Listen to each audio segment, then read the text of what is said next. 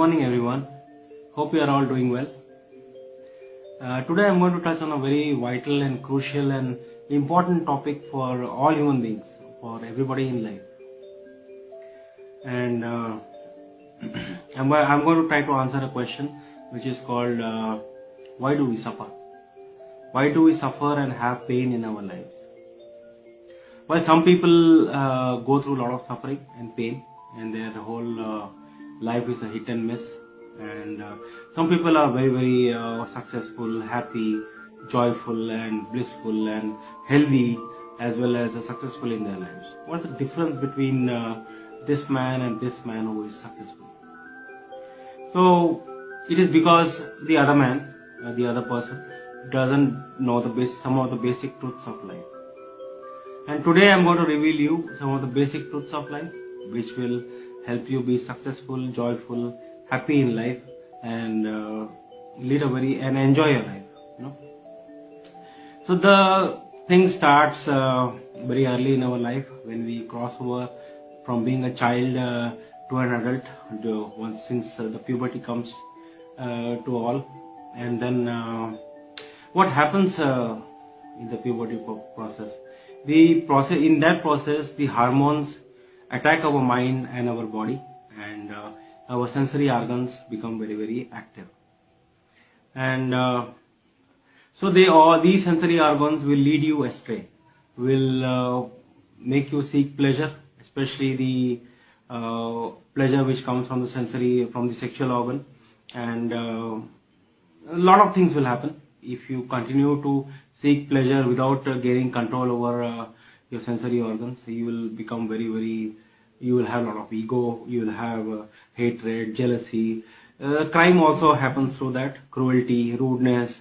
These all negative parts of humanity, the human life, come to you when there is no control over the sensory organs.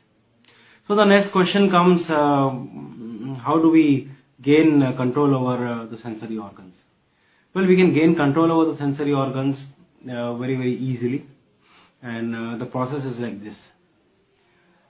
Once you have become an adult, you need to go through a little bit of dieting. You need to, for at least for 9 months to 12 months, you must eat only tasteless food and bitter food, which is nutritious but tasteless and bitter.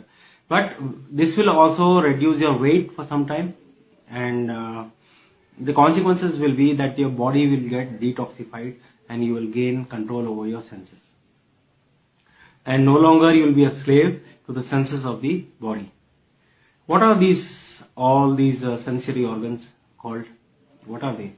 It is the eyes, the nose, the tongue, the ears, and the skin, as well as the sex organ.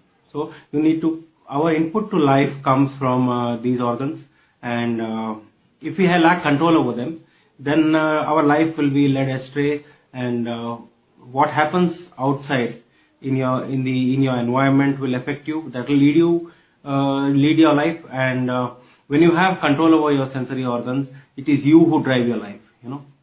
The outside world doesn't come into the picture that much. You will be happy, you will be joyful and successful.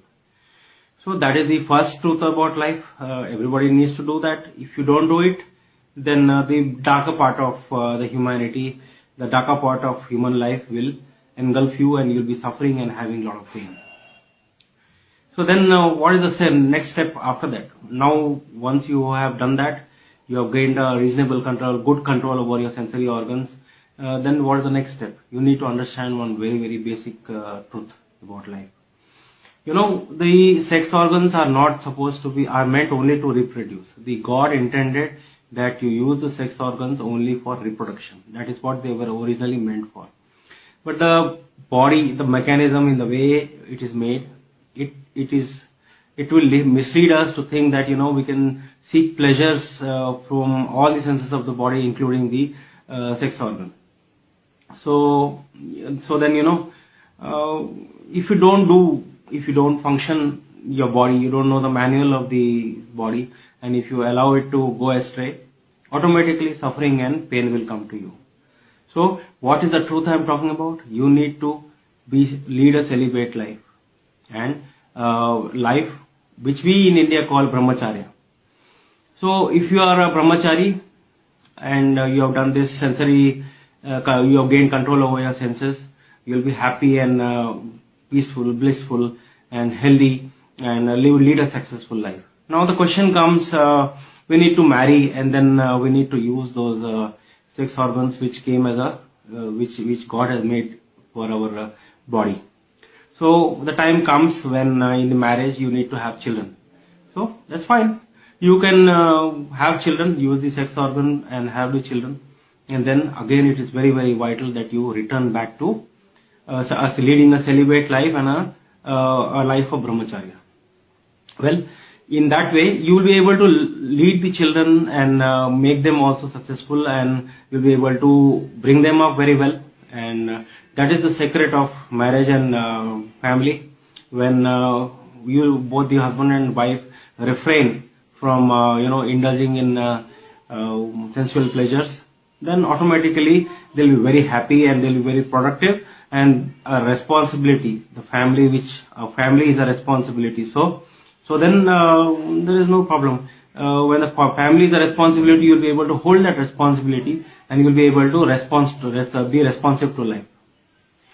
So then the third step I'm going to talk about, which is also very important to the life, which is the practice of yoga and dhyana, which our ancient Indians, in many parts of the world we follow now.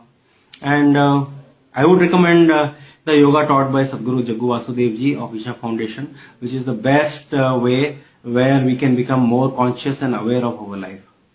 So then you have 3 steps now. You need to learn this yoga and you need to practice it every day. You know very well that, if you don't do some physical exertion, everybody tells you that, you'll become sick.